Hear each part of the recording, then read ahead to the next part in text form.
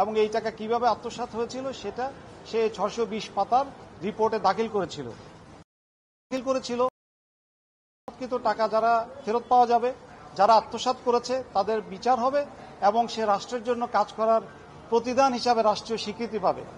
অথচ এই রিপোর্ট দাখিল করার কিছুদিনের মধ্যেই তার উপর ভয়াবহ বিপর্যয় নেমে আসে।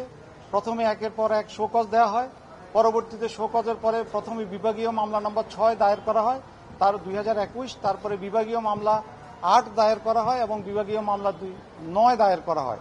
8 এবং 9 একই তারিখে দায়ের করা হয়, 6টা আগে দায়ের করা হয়। এই মামলাগুলো দায়ের করা হয়েছিল দেশের ইতিহাসে অনেক বড় একটা স্ক্যাম 620 পৃষ্ঠা রিপোর্টের মাধ্যমে রাষ্ট্রের কাছে এবং দুর্নীতি দমন কমিশনের কাছে জমা দেওয়ার পরে। অত্যন্ত দুঃখজনক, সে অনেক সেন্সেশনাল মামলা তদন্ত করেছে। যে মামলাগুলোর মধ্যে আরেকটি অন্যতম মামলা ছিল রোহিঙ্গাদেরকে এনআইডি এবং পাসপোর্ট দেওয়ার ক্ষেত্রে দুর্নীতি, এবং 20টি মামলাও সে দায়ের করেছিল। এরপর যখন তার চাকরি চলে যায়, আপনার টেলিভিশনে আপনারা সাংবাদিকরা যে পরিমাণ সমর্থন তাকে দিয়েছেন, প্রিন্ট এবং ইলেকট্রনিক মিডিয়া, এটা ছিল নজিরবিহীন। একটা অমানবিক জীবনযাপন করে যাচ্ছিল সে। আপনারা তাকে দেখলেই বুঝবেন, তাকে একটা দোকানে চাকরি করতে হয়েছে, তবুও তার চাকরি ফেরত পাওয়া যায়নি এবং কারো মন গলানো যায়নি। সেদিন কেন এটা হয়েছিল? কারণ তার রিপোর্টে যাদের নাম এসেছিল তারা সেই সময়ে অনেক শক্তিশালী মানুষ ছিলেন। এই শক্তিশালী মানুষগুলো দুর্নীতি ফাঁস করার কারণেই আজ পর্যন্ত সেই রিপোর্টের ভিত্তিতে দুদক কোনো ব্যবস্থা নিয়েছে আমরা জানি না। আর আরেকটি দুঃখজনক বিষয়, যেটা অত্যন্ত দুঃখজনক বিষয়, যে এই ঘটনাটি সারা পৃথিবীতে জানে, ইউনাইটেড নেশন জানে, তার ব্যাপারে বিভিন্ন এম্বাসি জানে যে কেন এই করাপশনের বিরুদ্ধে অবস্থান নেওয়ার পরে, রিপোর্ট দেওয়ার পরে তাকে ভিক্টিমাইজ করা হলো। কিন্তু বর্তমান দুর্নীতি দমন কমিশন গত 11 মাসে তাকে চাকরিতে পুনর্বহাল করেনি, অপেক্ষা করেছে যে হাইকোর্ট থেকে রায় আনতে হবে। এটা অত্যন্ত দুঃখজনক। এটা এই জন্য দুঃখজনক যে এটা একটা রং মেসেজ দেয়।